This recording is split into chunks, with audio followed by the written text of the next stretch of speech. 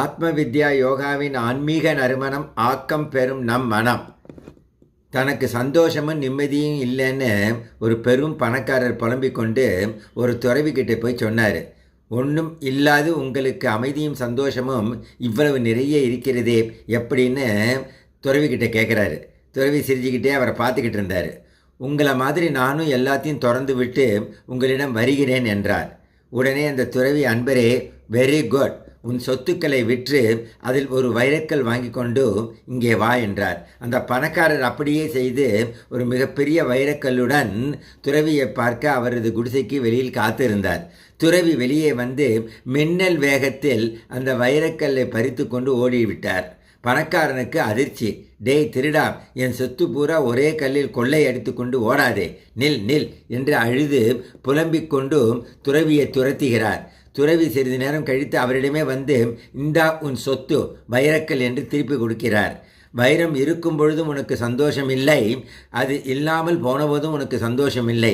நீ துறக்கவும் முடியாமல் உன் ஞானத்தை திறக்கவும் முடியாமல் கஷ்டப்படுகிறாய். You can own anything but nothing should own you என்று சொல்லி தியானத்தில் மூழ்கி விடுகிறார் அந்த துறவி. டேக்அவே என்ன?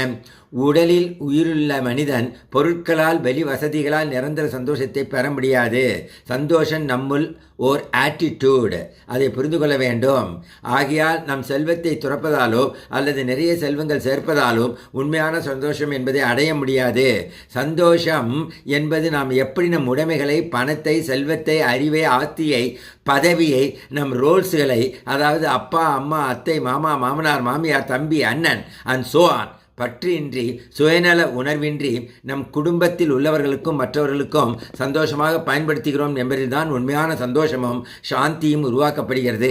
நீங்கள் சந்தோஷம் வெளியே இருக்கிறது என்று துரத்தி சென்றால் அது நம்மை ஏமாற்றி விடும். கஷ்டப்பட்டு சேர்த்த செல்வங்களை இழக்காமல் கஷ்டோடியனாக இருந்து மற்றவர்களுக்கு உதவ வேண்டும். எல்லா சூழ்நிலைகளிலும் அனைவரையும் நேசிக்கும் இயல்பை வளர்த்து கொண்டால் சந்தோஷம் மட்டுமே மிஞ்சும். அல்லது நேசிக்க முடியாவிட்டாலும் பரவாயில்லை, வெறுக்காமல் இருப்பது நல்லது. மற்றவர்களுக்கு பயனுள்ளவர்களாக எதிர்பார்ப்பை குறைத்து கொண்டு வாழ்ந்தால் சந்தோஷமே மிஞ்சும். சந்தோஷம் என்பதை நாம் மேனுஃபேக்சர் செய்ய வேண்டும். அதற்கு லவ்வால் சர்வால் என்பதை கொள்கையாக வைத்து கொண்டு வாழ வேண்டும்.